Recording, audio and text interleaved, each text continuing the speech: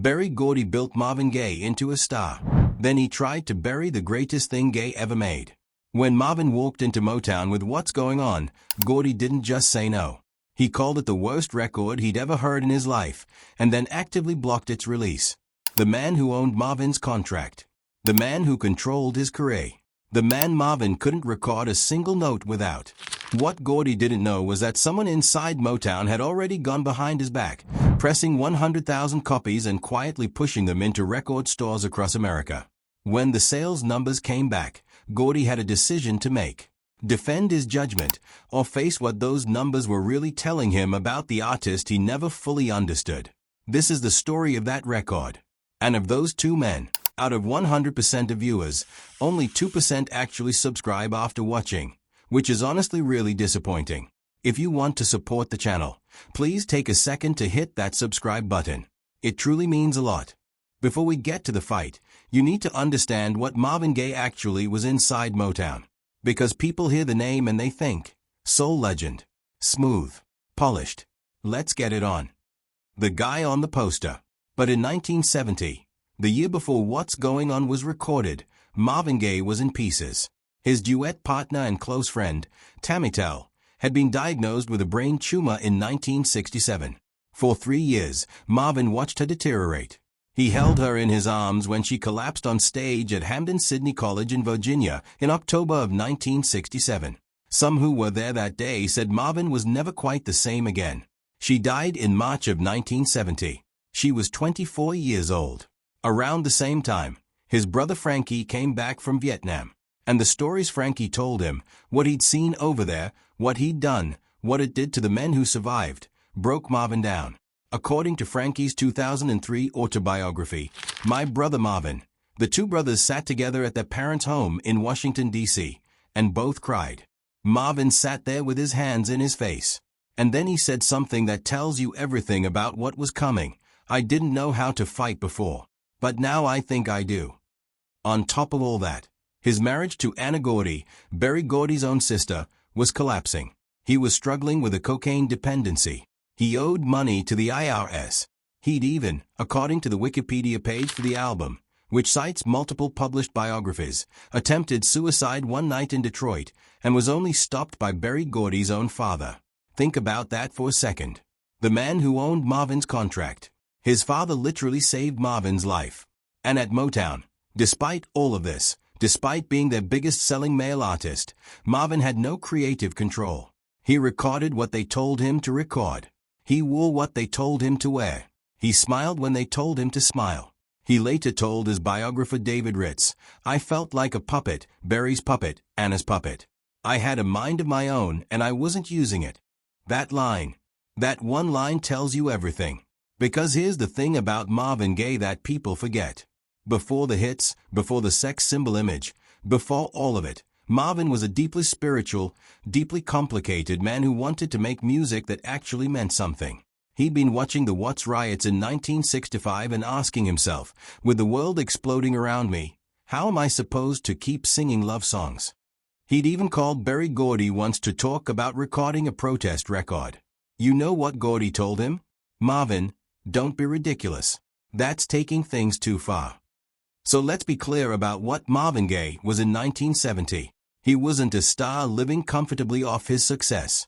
He was a grieving, broken, creatively suffocated man, who happened to be one of the most gifted musicians alive. And somewhere inside all of that grief, something was building. Something that Gordy was absolutely not ready for. Before we get to what happened when Gordy finally heard the record, there's something that almost nobody talks about. A detail about the recording session itself that changes the entire story. We'll get to that. Now, the song. What's Going On didn't start with Marvin Gaye. It started with a man named Obie Benson, a member of the Four Tops, who was in San Francisco in 1969 during a period of street protests. He watched police beating young people in the Haight-Ashbury district, kids who weren't doing anything. And it shook him. He told Mojo magazine years later, the police was beating on the kids, but they wasn't bothering anybody. I saw this, and started wondering what was going on. He took that feeling to his writing partner Al Cleveland, and together they built the bones of a song. Benson wanted to give it to the Four Tops. The other members turned it down. They said it was a protest song. Benson disagreed. He thought it was a love song. A song about love and understanding. He took it to Marvin instead. And Marvin, sitting in the middle of everything he was going through, heard it and immediately knew it was his. He rewrote it, added his own experiences, made it more specific, more real, more ghetto, as Benson himself later described it. Benson said Gaye measured him for the suit and he tailored the hell out of it. On June 1, 1970, Marvin Gaye walked into Motown's Hitsville, USA studio, deliberately, knowingly, against Gordy's wishes, and started recording. Now here's where it gets interesting. Because this recording session wasn't a normal Motown session at all. Marvin paid for it himself, out of his own pocket. He brought in his own musicians alongside some of the Funk Brothers, the legendary Motown house band. He brought in Eli Fontaine on alto saxophone. He brought in members of the Detroit Symphony. And, this part still makes me smile, he brought two friends from the Detroit Lions football team to stand around the microphone and create the sound of a party in the background. That ambient warmth you hear at the beginning of the track? Those are Detroit Lions players drinking and talking. This was not how Motown made records. And then there's the thing I told you we'd come back to. The double lead vocal. The thing that gives the song its haunting, lead quality. Was an accident. Engineer Ken Sands told music journalist Ben Edmonds exactly what happened. Marvin had recorded two separate lead vocal tracks and asked Sands to prepare a comparison tape so he could decide which one to use. At some point during the session, Sands accidentally played both vocals at the same time on a mono machine. Both voices hit the speakers simultaneously. Marvin heard it, and instead of being annoyed, he loved it. That lead, aching sound you've heard 1,000 times. That wasn't a plan. That was a mistake that became a masterpiece. Sands himself said later, that double lead voice was a mistake on my part. And the saxophone riff at the very beginning of the song, that signature opening line, also wasn't planned. Eli Fontaine was just messing around in the studio, running his fingers over the keys, loosening up. Marvin heard it and stopped everything. He told Fontaine to play that riff again. Fontaine protested that he was just goofing around. Marvin replied, "You goof off exquisitely. Thank you." And that riff became the opening of one of the greatest songs ever recorded. So, Marvin took the completed recording to Motown's quality control department, the board that had to sign off on every single release. They listened, and they voted it down. Every single person in that room said no, except one. Stevie Wonder, 20-year-old Stevie Wonder, who was still years away from his own creative breakthrough, sat in that room and said this song was something special. Nobody listened to him. When Gordy finally heard the record, reportedly after Marvin tracked him down while Gordy was vacationing in the Bahamas, the response was clear and brutal. According to sources including the Sound on Sound deep dive into the recording and multiple published biographies, Gordy told Harry Bork, the Motown exec who ran the creative division, that the record sounded old and that he hated its dizzy Gillespie-styled scats. And publicly, he went further. He called it the worst record he'd ever heard in his life. Now, think about what Gordy had already approved that same year. He'd released Edwin Starr's War, an explicit anti-Vietnam protest song. He'd released The Temptations' Bowl of Confusion. So it wasn't purely political anxiety driving this. Something about this particular record, Marvin's record, got under Gordy's skin in a way that went beyond business logic. We'll come back to why. Because I think the real answer is darker than most people want to admit. Marvin's response to all of this, he went on strike. He told Motown he would not record a single note, for anyone, for anything, until that song was released. And he meant it. Smokey Robinson, who was Motown's vice president at the time, not just an artist, was sent by Gordy to talk Marvin out of it. You know what Smokey told Gordy when he came back? Like a bear shitting in the woods, Marvin ain't budging. That's a direct quote, documented in multiple sources including Sound on Sound's classic track breakdown. And I love it because it tells you everything about who had the moral clarity in this situation. Here's what people don't fully appreciate about this standoff. It wasn't just uncomfortable. It was dangerous. For Marvin. Because Marvin wasn't some untouchable megastar with leverage. In 1970, he was still a contracted Motown artist. He owed them recordings. He couldn't go to another label. He couldn't release music independently. His contract was controlled by a company whose founder was also his brother-in-law, a man who had enormous emotional and professional power over him. Going on strike wasn't a power move. It was a desperate act by a man who genuinely believed he had nothing left to lose. And remember where Marvin had been just a year before this. The suicide attempt, the grief, the cocaine, the disintegrating marriage. This wasn't a confident artist standing on principle from a position of strength.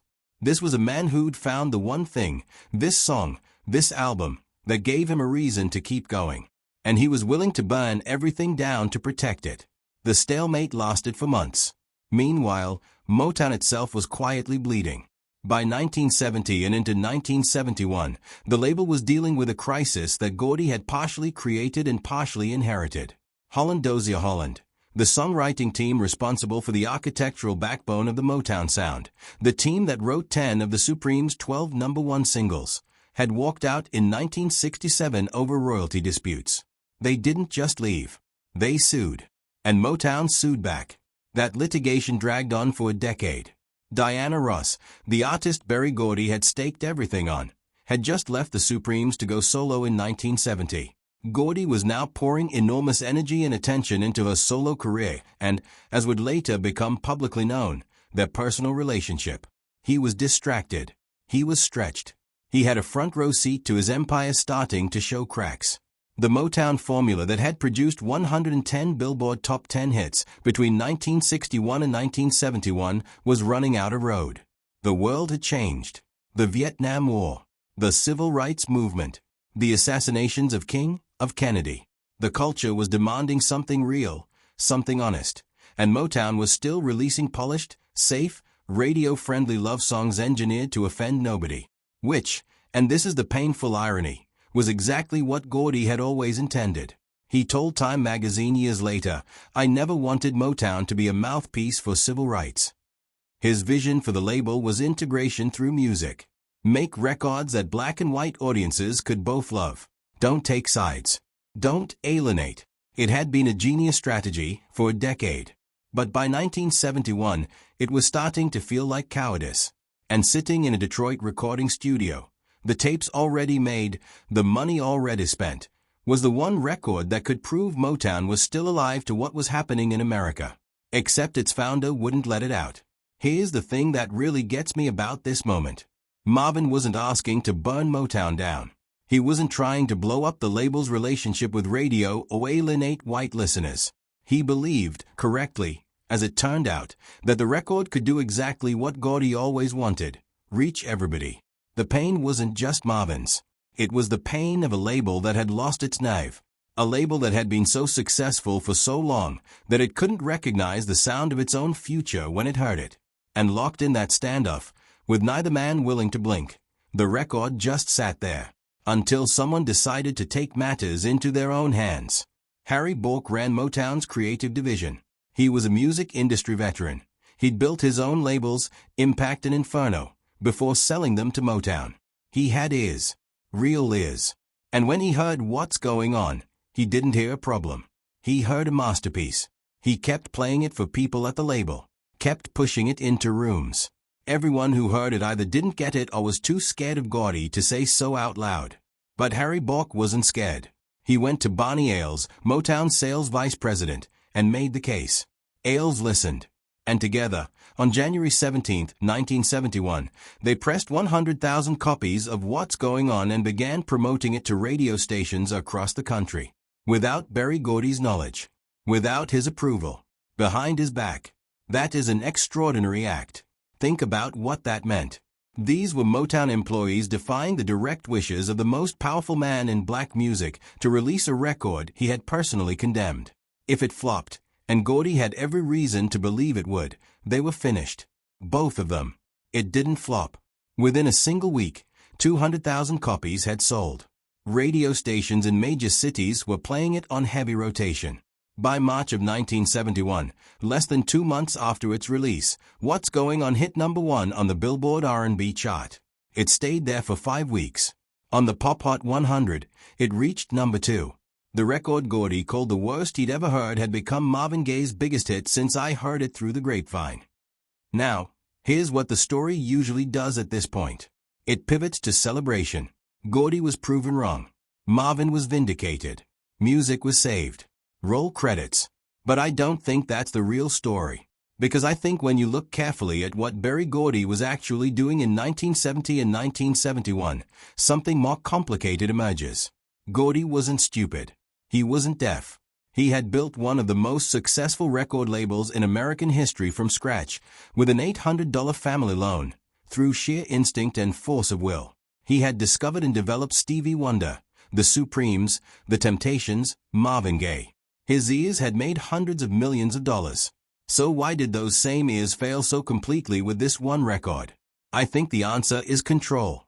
Berry Gordy's entire system, the finishing schools, the quality control meetings, the approved lyric content, the managed public images, was built on one foundational belief, that he knew better than his artists what the public wanted.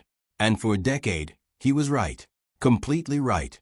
The numbers proved it every single time. But what's going on wasn't coming from market research or formula. It was coming from grief. From a man who'd watched his friend die, who'd listened to his brother's war stories, who'd nearly killed himself. You can't run that through a quality control board. You can't A/B test a human soul. Gordy called it old.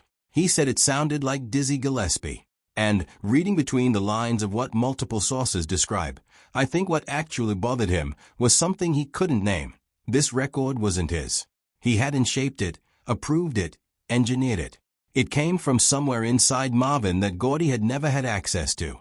And for a man whose entire power was built on being the gatekeeper, that was threatening in a way that had nothing to do with commerce. There's also this. The song was explicitly, undeniably about what was happening to Black Americans: Vietnam, poverty, police brutality, the cities burning. And Gordy had spent 15 years carefully, deliberately building Motown as a crossover machine. A company designed to make black music that white America would buy and love and dance to without feeling uncomfortable. What's going on made people uncomfortable. Intentionally. That was the whole point. And here's the real villain in this story, not Berry Gordy the man, but the logic that Berry Gordy had created and lived by. A logic that said, to survive, to succeed, to build something that lasts, you have to sand down the edges.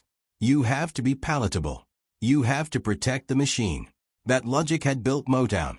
And that same logic almost erased its greatest moment. I want you to sit with that for a second. Because this isn't just a story about Marvin Gaye and Berry Gordy. This is a story about what happens when the system that creates you becomes the thing that can't hear you anymore. And honestly, that story didn't start in 1971. And it didn't end there either. The single success forced Gordy's hand almost immediately. He didn't just accept it, he pivoted. Fast. Within weeks of the sales numbers coming back, Gordy commissioned an entire album built around the single. Marvin went back into the studio between March and May of 1971, partially in Detroit, partially at the Sound Factory in West Hollywood, and completed what would become the What's Going On album. 9 tracks. No gaps between songs. Every track bleeding into the next, forming a single, continuous piece of music told through the eyes of a Vietnam veteran returning home to a country he no longer recognizes. It was recorded in 10 days. The full album was released on May 21, 1971. And it didn't just succeed. It redefined what a soul album could be. Rolling Stone called it Album of the Year. Billboard named Marvin Trendsetter of the Year. The BBC called it a masterpiece. It spent over a year on the Billboard Top LPs chart. It produced 3 consecutive top 10 singles on the pop chart. The title track, Mercy Mercy Me, The Ecology, and Inner City Blues, Make Me Wanna Holler, making Marvin the first male solo artist to place 3 top 10 singles from one album on the Hot 100. And it changed everything about what Marvin Gaye was allowed to be. Before the album, he was Motown's prince. Polished, managed, controlled. After it, he had leverage he'd never had before. He renegotiated his contract. According to multiple accounts, including the Medium piece by cultural journalist Brian Feinblum, Marvin signed a new deal with Motown worth a reported $1 million and secured something that no other Motown artist had managed to get from Berry Gordy: complete creative control. Think about what that means. In a label system where Gordy had maintained near total authority over what every artist recorded, wore, said, and did, Marvin Gaye broke through. Not because Gordy suddenly became generous. Because the numbers made the argument Marvin couldn't make with words. As for Harry Bourke, the man who pressed those 100,000 copies without permission, he wasn't fired. He was vindicated. Though the full story of what happened between him and Gordy immediately after the release isn't well documented, what we know is that Gordy was satisfied with the high-volume sales, according to the Wikipedia page for the single, which cites the book Divided Soul, The Life of Marvin Gaye by David Ritz. Sometimes being right is its own protection. And Berry Gordy? He did something that actually takes a certain kind of character. He changed his position publicly. Completely. Years later, in a Motown documentary, he said that What's Going On was probably the greatest piece of work that Motown has ever put out. The man who called it the worst record he'd ever heard, calling it the greatest. There are people who find that reversal hypocritical. I understand that.